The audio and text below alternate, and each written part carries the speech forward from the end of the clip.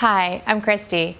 My second blog post I entitled Milestones Continue, talking about how my older son went to prom this summer and he absolutely loved it.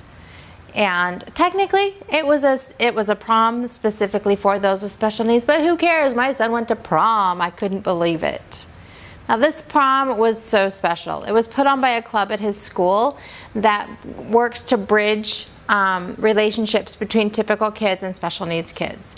And the two gals that were leading the club this year were over the top amazing. They decided they wanted these kids this year to have the full prom experience. So they created a promposal. They even invited one of our news stations to come in and do a news piece. They had a big sign that they hung over the balcony of the second floor saying, "Will you go to prom with me?"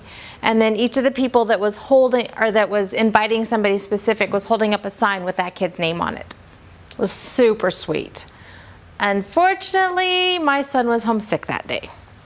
So a couple weeks later, they did a makeup promposal. And he came home from school that day with his sign rolled up, showed me what it was, and he's like, "Mom, I'm super pumped for prom." What more could a mom want? He had a blast. I got to know the gal that was inviting him a little bit, and she had a blast at prom as well, and she was so excited to be bringing him. As I treasure all of these things, and as I think about it now, I realize that we're told and we're taught to treasure the milestones when our kids are little. And we do that really well. And when our kids are that little and they have special needs, those milestones are just a little bit sweeter because they hit them. But what I'm realizing now is the milestones never end. And they're still just a little bit sweeter and a little more poignant when that child of yours has special needs. The days of getting through life with kids, and then especially with special needs, can be really long, and the journey to get them to high school can seem like it's taking forever. But what I'm finding is that it really does go fast. The days may be long, but the years are so short. Under normal circumstances, I would have about a year left with my son, and then he'd be heading off to college. Not in the cards for him, so I probably have 3 or 4 years left. But I know that those years are just going to fly by and nothing flat. But I'm excited for him. I'm excited for his future, for what he's going to learn, for how he's going to mature, and the interest that he's going to develop. And I'm realizing that the milestones aren't going to stop. They've kind of started up again. This year he'll have his second Sadie's and his second prom. He'll have graduation. He's got a new learning experience next year as he goes to a different kind of class. And before I know it, he'll be moving out and he'll be starting his first job. And again, these milestones just never end. And it's exciting. And do I know what his future looks like? Not a clue.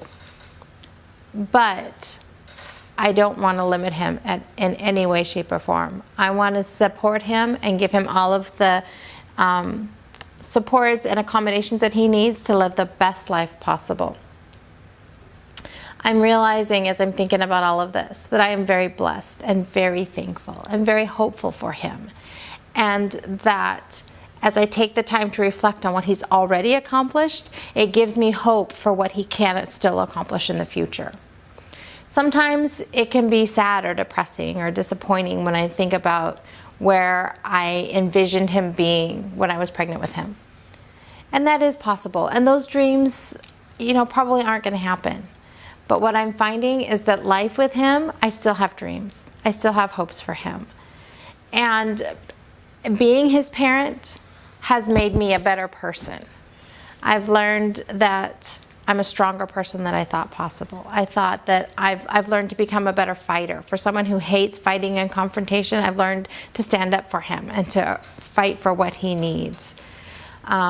I've discovered a passion for helping others who struggle and for other families who have special needs, and that's why I'm even making this video today. And I think in some ways, most importantly, I found my calling in life. I've discovered that I love advocating for these special individuals who may never know life the way we know it, and we may think that they miss out on a lot of things, but they embrace life more fully and more completely and more passionately than I could ever dream of doing. And there's so much that I can learn from them. So while these milestones never stop, that's really a good thing, because it means that they're still growing and developing and changing just like I want them to. And yes, these milestones are just a little bit sweeter because of all of the struggle that goes into attain them.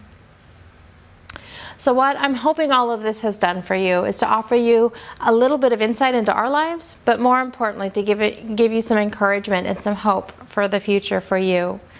I would love to hear what some of your milestones are. You can leave a comment below, or you can get a hold of me on my website, www.havenofhopeforme.com. I hope that we can celebrate together and remember that life is good and there is never a dull moment.